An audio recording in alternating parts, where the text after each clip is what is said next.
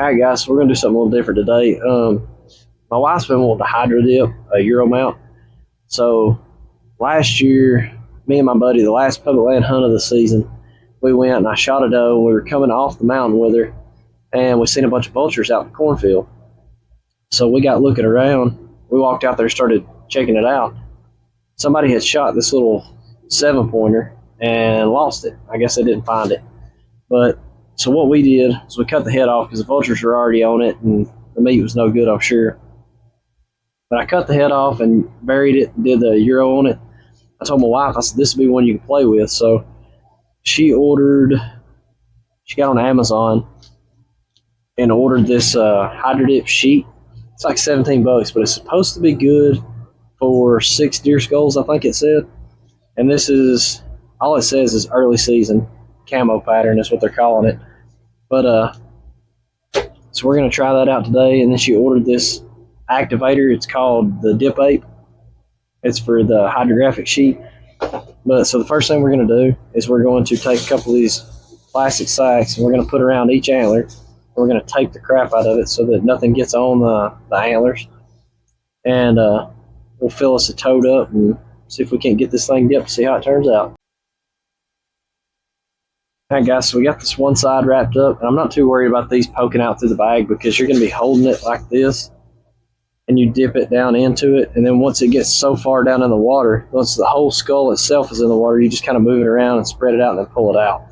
So we're just trying to basically get the main part of this beam wrapped up. So what we're doing is putting this bag over the antler, and I'm just kind of just wrapping it around it real tight. So maybe it'll keep the water out and keep that film off the antler. And then we'll wrap it. And I got some painter's tape. We're going to wrap it in. So we already did this one side. I just want to show you guys real quick kind of what we got going here. I've never done this before. She's never done this before. We just seen some online that had been done. She thought it was cool and she was wanting to try it out. So I figured there wasn't, but what better deer to try it on than one that I've really got no skin in the game on. You know what I mean? Like this one is just one that we found that somebody had lost. So somebody's misfortune turned out to be our gain here. We're just going to wrap this up with this painter's tape. Like I said, just enough to keep the film and stuff off of these antlers, because we don't want to wrap them up. We don't want to get the wrap on the antlers. This should work.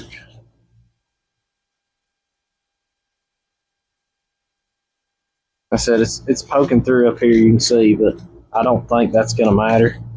The main thing, the important part, is just keeping it off of the base of the antlers here, because like I said, once the skull's under, you move that around, it should be fine. Alright guys, she just sprayed the activator on it. We put the sheet in there for 30 seconds. Or 60 seconds, I'm sorry. Now she's fixing to dip it.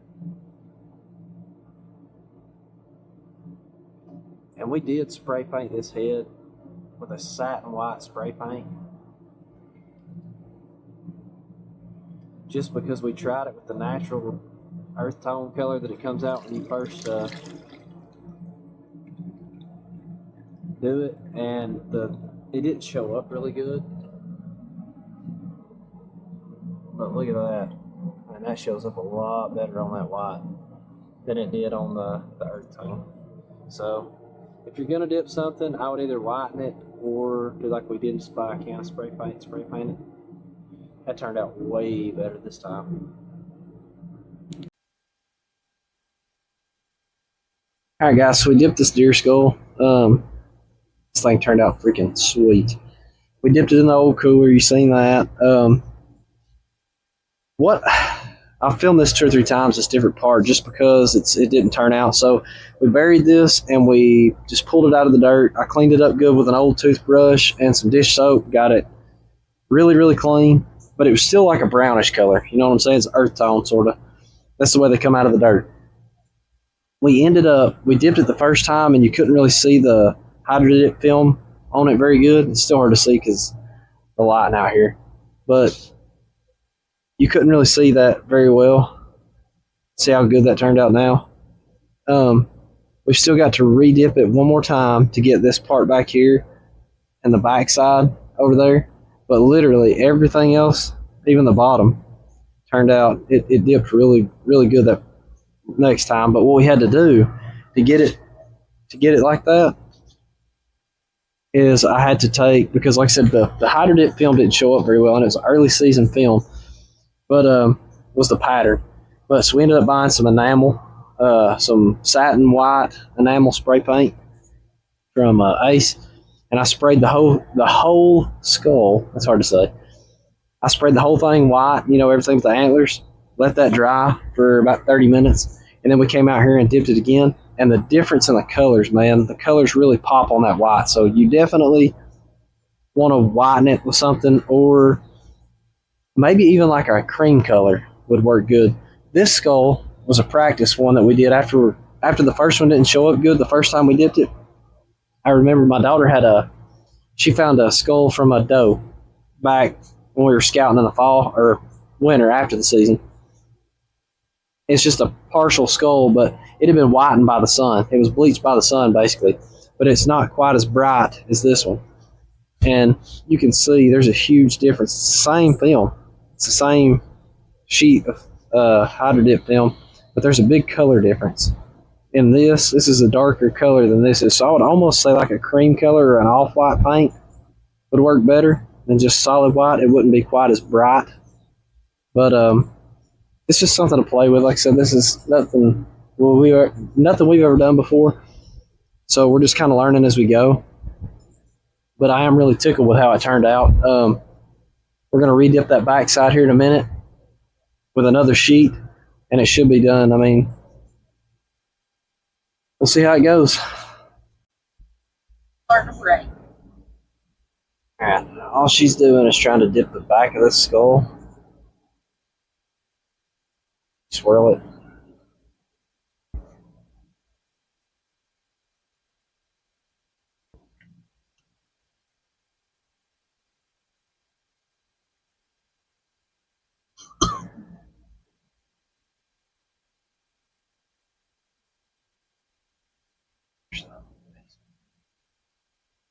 Kind of catch it. Now I've hydro dipped my hand. Alright guys, we're sitting here in my living room. I needed to round up this video. I had to film one more piece to it. Show you guys the finished product. So I struggled with what to do with this deer. When we found it, the whole intention was for my wife to hydro dip it. She wanted to try hydro dipping one. But I was tore up about, hanging it on the wall, not hanging it on the wall, because I didn't shoot this deer. But anybody shoots a buck, it deserves to go on the wall. This is not my deer. I did not shoot this deer. Like I said, we found it, but it did turn out really sweet. Like I said, my wife hydro dipped it, gave it a second chance here, so it didn't just lay in a field and rot. I think it turned out really stinking good. Like I said, the color that came out on this thing after we painted the skull white turned out really nice. She did a really good job dipping this. I did screw up taping the antlers. As you can tell, I got the tape too far down below the pedicle. It was not my intention, and so there's a gap from the dip line to here. She tried to fill that in sort of with some of that sheet as best she could, and she did a fine job with that. I'm still going to clear this one and get a plaque for it, like a little wood backer to hang it on, and we are going to put it on the wall just because, like I said, it deserves to go on somebody's wall. Somebody shot it with the intentions of taking this deer. Like I said, it's not a huge deer. It's a small 7. But I've got smaller deer than that on the wall because, you know me, they all mean something to me, even the small ones. So I think it deserves a place somewhere, so we're going to put it on the wall. Like I said, it turned out pretty slick.